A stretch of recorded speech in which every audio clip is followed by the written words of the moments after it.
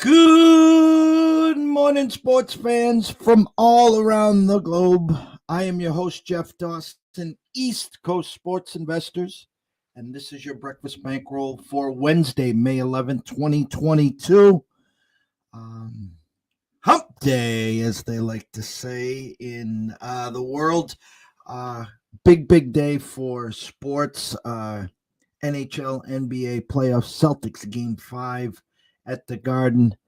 Winner of this game will be in the driver's seat and catbird seat as they will take a 3-2 lead.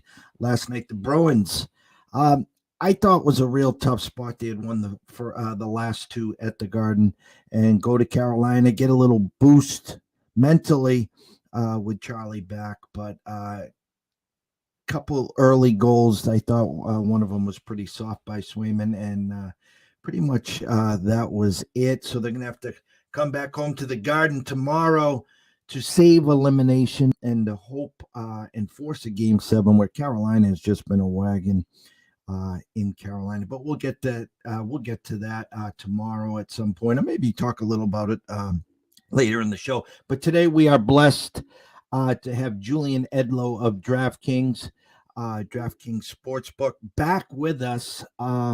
Last time he was here, we were right before the draft. So let's bring him on, see how he made out overall, and see his thoughts on a few games tonight. Maybe he has some props and some early lanes. So without further ado, Julian Edlow.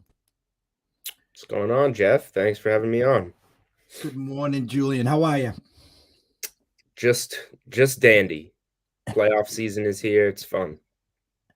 Last time we had you on the show, we were right before the draft, and hats off. We had talked, and you had mentioned Mr. Mechie under that came flying in. One of our TikTok posts, shout out to our producer Kiefer. You talked about Mr. Howell and just the uncertainty of the quarterbacks. Will the people move up, as you saw the first one win at 20, and then it took forever to get the next few in play? Overall, how'd you make out for the draft, and anything shock you, second, third round as that progressed? Yeah, I mean the draft is always great because it's I always say this, it's just betting an information-based market. It's different than betting a game. When you bet on games, you put some of that control in the hand of the referees, you put control in the hand of the players. If you can have the right cap and be up 20 points going into the fourth quarter, and get backdoored. That can happen with the draft. If you have the right information, you have the right information, and that's what it is, unless that information changes for some reason within the days leading up to the draft. So the draft is always good. I like the NFL. I'm more of an NBA guy, as you know, but I like the NFL draft a little bit more than the NBA. I think it's a little bit easier to bet. Team needs wise, like if you need an offensive lineman, you need an offensive lineman. You can't draft a wide receiver to fill that need. Whereas in the NBA, you can draft for talent and make it work with the 5 guys on the floor. So it's a little more clear in the NFL what you're trying to bet. I think the public plays I put out on Twitter, I think we went 11-3 for a little over 8 units. And obviously, behind the scenes, you're betting this, betting that, hedging this, middling that. I'm not going to throw all that out there on Twitter because it gets complicated, but you can do very well with drafts. I'm excited for the NBA draft. Jabari Smith, I think, is even money right now on DraftKings Sportsbook to be the number 1 pick. I love that. That's where I would go. All the Chet Holmgren love is a little overblown. He needs a lot of work. Jabari Smith's more polished. Reminds me a little bit of Tatum. Reminds me a little bit of an Evan Mobley type of player. I would be surprised if he doesn't go 1 and he's even money. So there's an NBA draft play out of the gates for you. But yeah, drafts are the best. We'll see who wins the lottery coming up soon for the NBA, and that can maybe clarify a little bit if it's a team that would maybe be more interested in Holmgren. But yeah, information based stuff is the best to bet. I'm going to just piggyback off. I just want to ask your opinion on this. We had Dave Sharapin on yesterday. We didn't really get into it, but I'm watching social media, I'm watching Twitter, and there was a tweet yesterday with Portnoy on, and uh, one of his casinos out in Colorado got blasted because someone from VEASAN tried to go drop three dimes on a couple plays on Thibodeau, and initially took it, then took his license, and then said, "We'll take it, but less money." And then basically at the end, they dropped it so far down that he wasn't able to get those plays in. I know Circa, for instance, had because they're in Vegas, they only had up until 24 hours before the draft, and they were taking $1,000 limits. You talked about information. It's not a game, so you're not getting that two-way information. So it's all about your sources. Do you feel that since the pandemic, this has become such a big deal, and there's so many people really trying to scrutinize that the sports book should be a lot more careful about this and not just let people freewheel into like the NBA and the NFL draft? I mean, no, because I want to keep making money on the drafts. So please keep offering. And DK Sportsbook, we will these aren't my decisions. I don't set the lines, I don't decide when they come out, but we're not afraid to open ourselves up, I would say, because we generally lead the market in terms of getting these draft props out. And then they kind of trickle out other places from there. So proud to be a part of that, I guess. In some ways, it's cool, for my articles, my content, I get to put out, hey, DraftKings Sportsbook released NFL draft props or NBA draft props, and kind of get the ball going early, which I like. We might get to a point where draft props come out later, closer to the draft, so the books are more informed and you don't get a bad over under on a guy in the put it this way, like Malik Willis opened 9.5, 10.5 as his draft prop. What did he go? 76 or 86? I don't even remember. It was 76 or 86. You won that bet by a landslide. The information was incorrect. Every quarterback's overcashed. It was a great draft for quarterback overs. I put out Willis over 9.5 or Willis over 10.5 when I put it out, and Pickett over 12.5. I also personally had Matt Corral over 33.5, and those were easy. So we'll see where it goes. I think that as time goes on, books are going to have to protect themselves a little bit more. But I also don't think it's a market that you can take completely off the board. I think we should be able to bet on it to some degree. So it's a really interesting question. As part of it, people have this is one that is a little bit more NBA related than NFL related, but they tell the reporters to stop putting the information out early because that's how you get bets. That's how you get screwed early. So, like, for example, the easiest bet I've ever won probably in my life, the Zion Williamson draft class. We knew the top three going in. You couldn't even bet on it. Zion Williams 1, John Morant 2, and RJ Barrett 3. Hawks were on the board at 4. What's the pick going to be? 3-4 hours before the draft, Adrian Wojnarowski tweets out the Hawks are going DeAndre Hunter at 4. Opened up Sportsbook, DeAndre Hunter under 5.5. Bet as much as I could bet. DeAndre Hunter goes 4. The answers were given to you to the test, unless you don't trust Woj, who's correct, about 99% of his reports. So that doesn't happen anymore. So in a few years, there'll be something else that doesn't happen anymore, and we'll see what it is, and it'll slowly be more and more regulated. But I think it needs to be offered. It's a market that people enjoy. 100% agree. 100% agree. And going back to your the NBA draft, I'm infatuated with Jabari Smith. You know who he reminds me of? Reminds me of a smaller version of a Tim Duncan coming out of school, and I just think he has everything to offer. And I was thinking if Detroit got the number 1 pick, if they were able to start with Cade Cunningham and Jabari Smith, that would That's be a nice That's a nice duo right there. He reminds me more of, I mean, I was a kid watching Tim Duncan at Wake Forest, but I did watch him. I remember the UMass showdown with Marcus Camby. Um, I would say Evan Mobley is probably the closest comp for me, who was minus 500 to win Rookie of the Year the whole year until he hurt that ankle at the end, and Scotty Barnes snuck in there. It wasn't Cunningham because he didn't play enough games, I guess, at the end, but he's a really good player. He's much more polished, ready to go than a Chet Holmgren, I would say. So I don't see many teams that I think would take Holmgren over Smith. And this is one of those ones that by the time, it's early. By the time we start to keep going, Jabari Smith's going to be minus 120, minus 140. And by the time we get there, minus 200. Like, I just think it's going to keep moving. I think he's the best prospect in the draft. And in the NBA, you don't have to think, what position is this team go? Like, are they going to, whoever, are the Jags going to go O-line? Are they going to go D-line? It's just, if there's a player that's going to alter your franchise at the top, that's the one you take. I agree. And definitely a good idea to get on that train if your book and you're a part of DraftKings or your book is offering it 100%. I think DK, not many people have it up, and I know you have to lay juice at a couple of books on Jabari Smith. Let me check the price right now, but last I checked, Jabari Smith, even money on DK Sportsbook. I don't think you're going to beat that right now. Everyone watching and listening, jump on board because I'm 100% behind you on that one. I love me some Jabari Smith.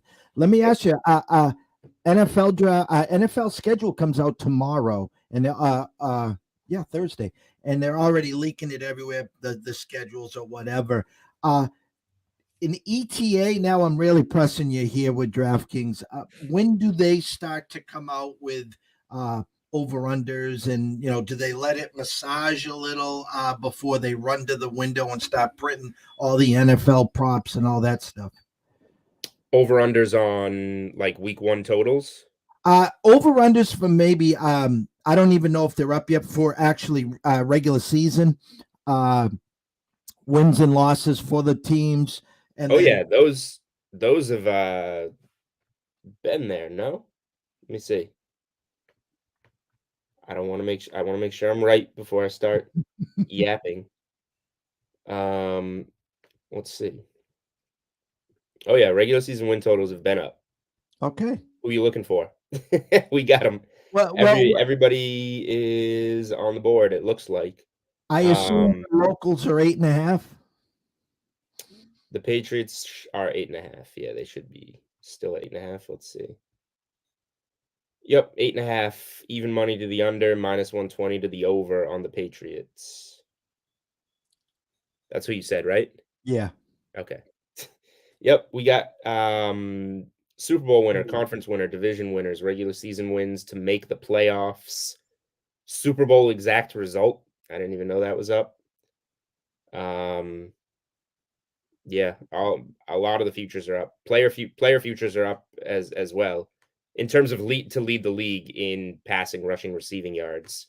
We have some, like the rookie markets, receiving TDs, receiving yards. The rookies are up, all those first round wide receivers, as well as some of the running backs. So if you're looking for yardage and touchdown props on rookies, those are up on DraftKings as well. Hats off to DraftKings. I mean, for junkies like yourself, like myself, we're in May. I know we're in a busy season with NBA, NHL playoffs, the daily grind of baseball. We just got done with the Derby, but this is great late night homework, off day homework where you could really get in there, start grinding, and find some hidden gems. Here's exactly what you're talking about. Colts even money to win the AFC South. That's something I've already bet. I haven't put it out yet. I'll put it out in an article of some fashion, but that team was right there last year. You go from Carson Wentz now to Matt Ryan. You fill some other needs. Gilmore's in Indy now. They got another corner there. And the Titans just snuck by the Colts. They won the division because they won both of the head-to-head matchups. One of them got a little fortunate, and they just lost. They lost Julio Jones and AJ Brown. They're probably taking a step back. Colts taking a step forward. And then there's two teams that you can just throw out the window immediately that you don't even have to worry about. And you can't say that in many divisions. The Jags and the Texans are not winning the division. So it's going to be Indy or Tennessee. And I think Indy has a nice cushion right now over Tennessee. And it's priced like this because Tennessee won it last year. So that one, again, by the time we get to August, I think that's going to be minus 150, minus 160 Colts. And you can get even money right now on DraftKings Sportsbook. So that's something that I would be looking at.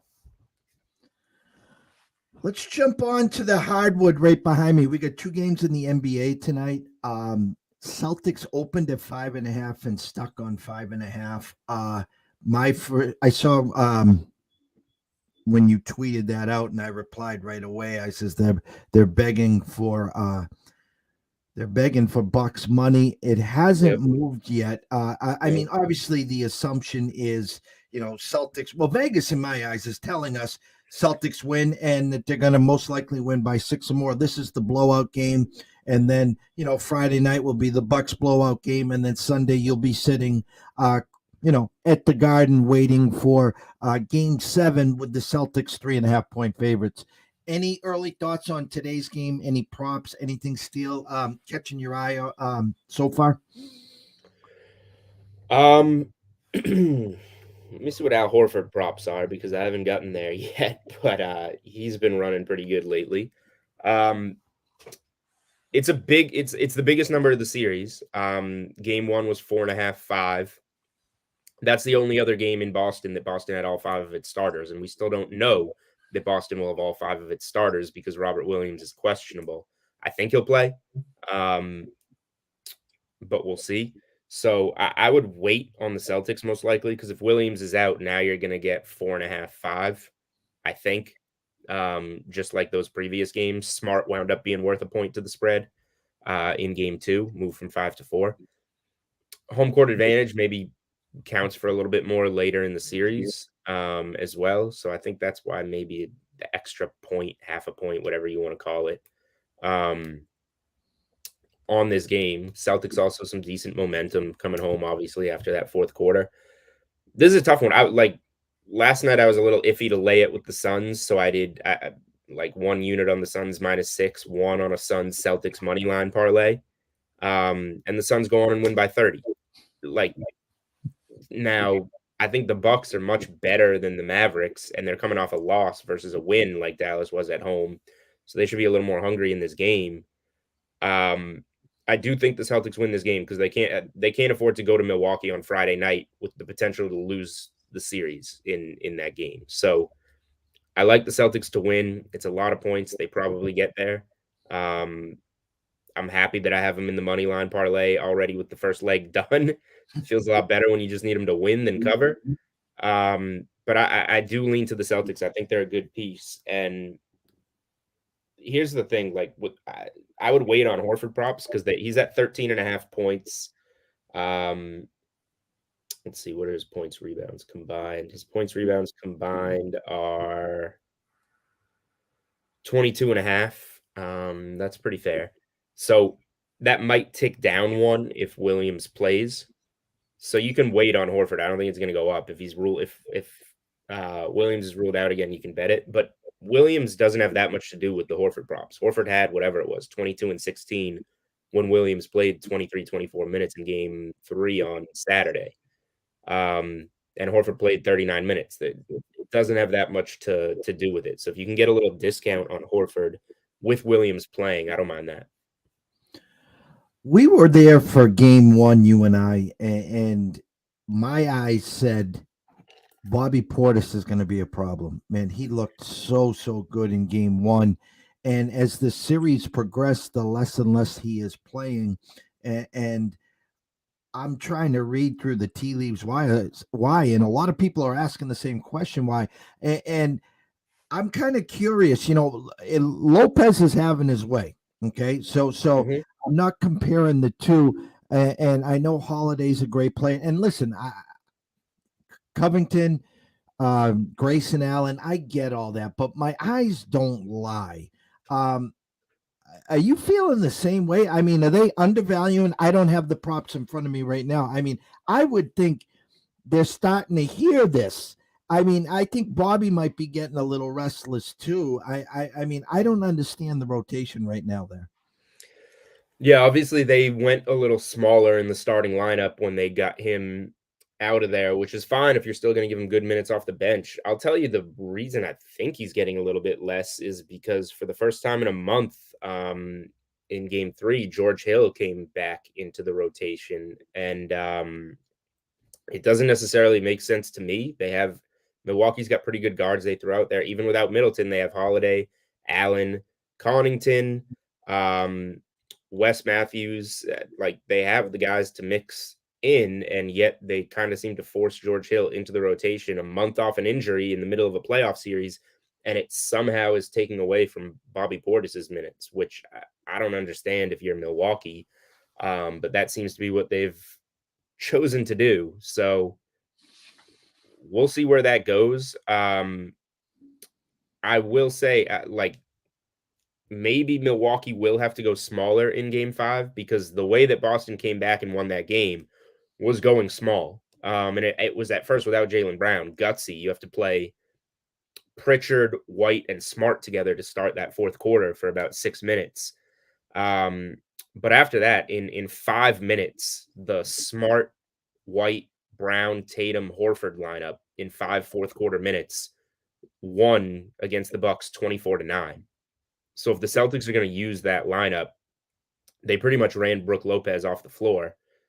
Milwaukee might have to go a little smaller. I don't know if that means Giannis and Portis, if that's small enough, if it's just as easy as getting Lopez off the floor, or if they need to go even smaller. But I think the Celtics are going to use that small ball lineup again in game 5. We'll see what that means for Portis, for George Hill, for everybody.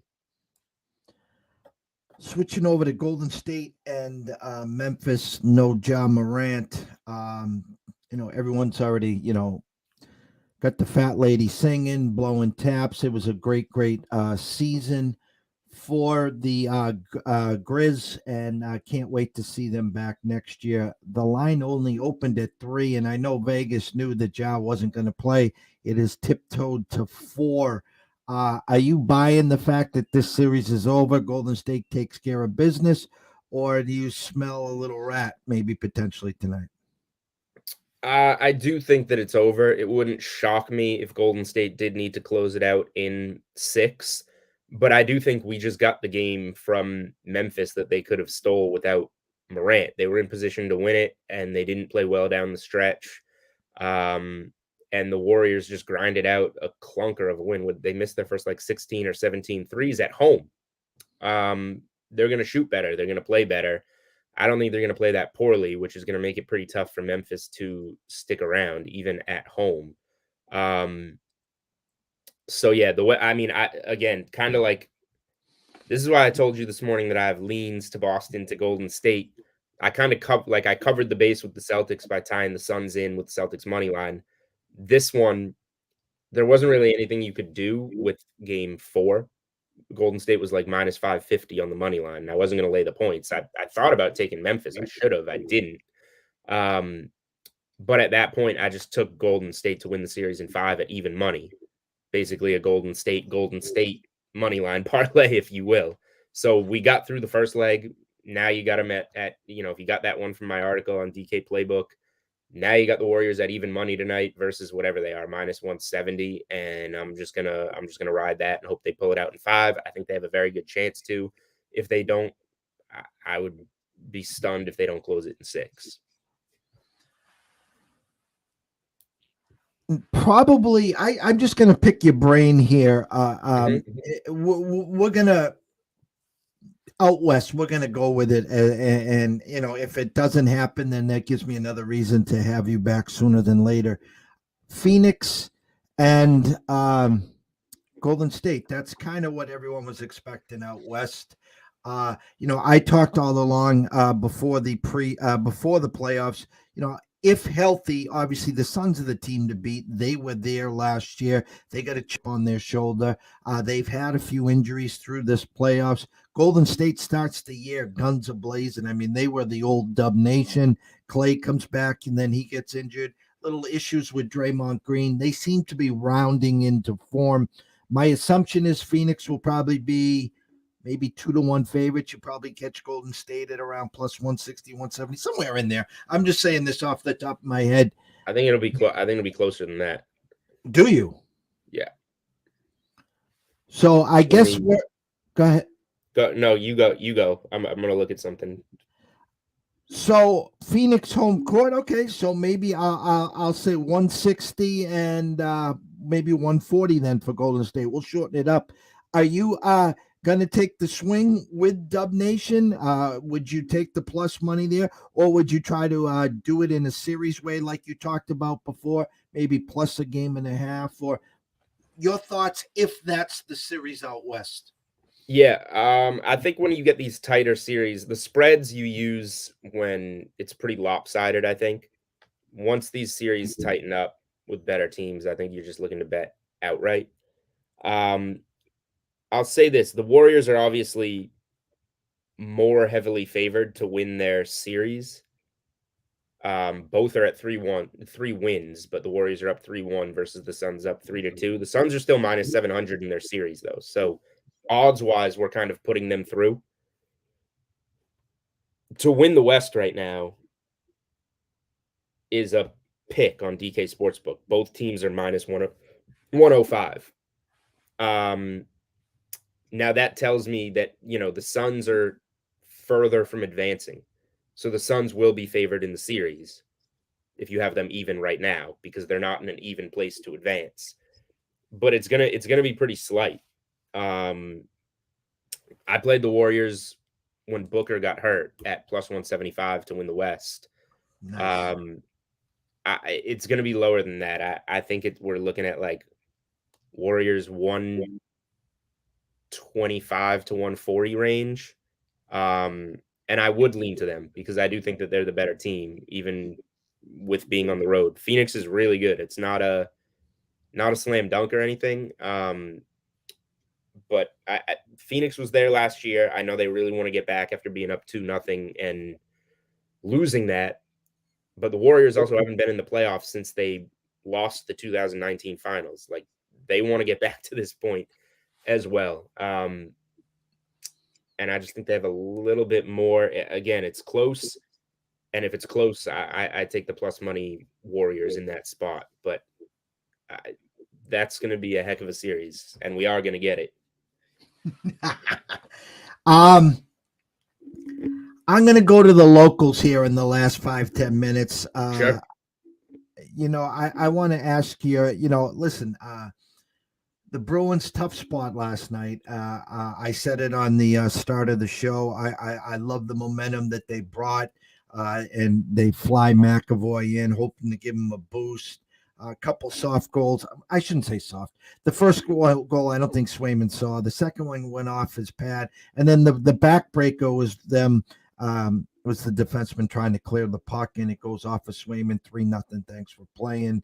I said all along, and I kind of vented some venom after they were down 2-0. A lot of the loudmouth, big platform, checkmark people said the series was over. I had faith. That's all that has happened in this series is the home team has held serve.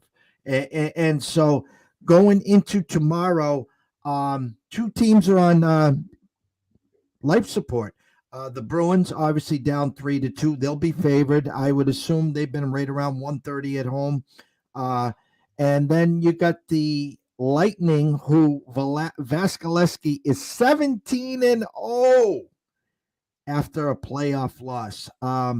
Thoughts about the locals? Thoughts about the Lightning making both teams get into a game 7? Yeah, I like them in the desperation spots, and I don't know anything about hockey, so if I bet a hockey game, I have to really like the spot. I'm not going to tell you the players, I'm not going to tell you the matchups, I'm not going to tell you what they're going to do. But like you said, home teams won every game in the series in Boston, Carolina. Probably going to be a pretty good atmosphere on a Thursday night home game for the Bruins, in a must-win spot, backs against the wall. I don't know if I like them to win the series, but I like them to win on Thursday, just at home in desperation. And then I don't care if the Lightning were going to be at home or on the road. They're at home, great. But you already mentioned it. You go back last 3 postseasons, it's now 16 wins in a row off the loss, 2020, 2021, 2022 postseasons. So that's all. I mean, just bet the trend. I'm betting the trend. I've done it twice in this postseason. It worked both times, obviously, because they're 16-0. So we're gonna do it again. And that is the simplicity of my hockey analysis. Betting the desperate teams in the home spots in the big games. All right, I'm gonna fully start. You I'm got gonna any? You can add to anything on hockey if you have anything, because I don't have anything. No, I just wanted your opinion. I mean, again, those are two great trends. Obviously, in the Bruins, the home team has won every game there, and then what Tampa has done coming off a loss, the number speaks for itself. We're holding two series tickets on the Bruins. One was at even money before the series started, and we grabbed them plus 170 after game one and their loss. So I'm hoping we can get to a game seven, then I can maneuver at least one of the units. We have the Leafs in the series against the Lightning, and so we're hoping it ends in six. But honestly, I think it's going to go seven. And the scary part about that is we know the Leafs in round one, never mind a seventh game. So it will be Yep. a little nerve wracking there, Julian. Yeah, that I do know. I do know the history of the Leafs, and it is not good. But Tampa seems to have issues. I don't know if it's like the only thing that I would be able to think of, because I don't know hockey, is they're coming off these 2 long seasons. So they're older? Are they getting tired because of these runs that they've had? I don't against a younger team, maybe. I don't know. All right, I'm going to circle the wagons here. And this has nothing to do with props. It has nothing to do with who's going to win, who's not going to win. I want your honest opinion here because I'm shocked. It was the talk all day yesterday. Tom Brady, 10 years, $375 million to become a Fox analyst when he retires. First of all, we don't know when he's going to retire. We don't know if it's after this year, after next year. And second of all, not just blowing away the 17 million for Romo, the 20 million for Aikman, and the monies that these guys are throwing up, but just almost doubling it. He doesn't come across as the comedian, the Peyton Manning type, even on the other side of the mic, or the Tony Romo telling you the plays before it happens. What'd you think when you heard it? And I know you're a big Patriot and Brady fan, and I'm not here to badmouth them, but what's your honest opinion of the whole thing? So number one, I was shocked that this is what he wants to do. Because remember, he just retired, which like almost didn't happen, but it did.